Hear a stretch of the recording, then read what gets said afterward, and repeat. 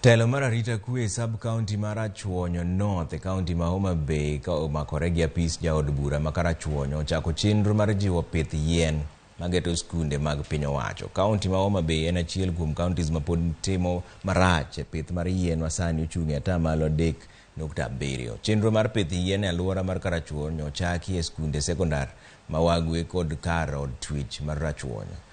Kwan yien moinga 40,000 ibiro pidhi e skunde go e tielo mokwongo ka chenro ma kamano bende geto kuonde mamoko machalo kaka ofise mag ruodhi kod jolup magi bende. Wapidho yien. Ung'eyo kaka lwasi mar piny osebedo e the world over. Yo ma inyalo kony godo gini en pidho yien. Mae momiyo ne ayudo yien mana pidho yien gi eki nyocha wayudo gi maybe jumba 3 mosekadho. Anyalo wacho ni chiegni skunde te ma Karachuonyo osebiro ka pidho yien go eko chakre ka wagolo gi ka prisons. Omiyo amor ni mano timore.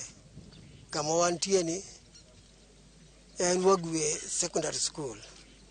En bende wakele yien ma wapidho kae. To mai kura atimo go official launching mar pidho yien e skunde te. Number gin 40,000 seedlings. I joined Mheshimiwa today in the launch of planting of trees.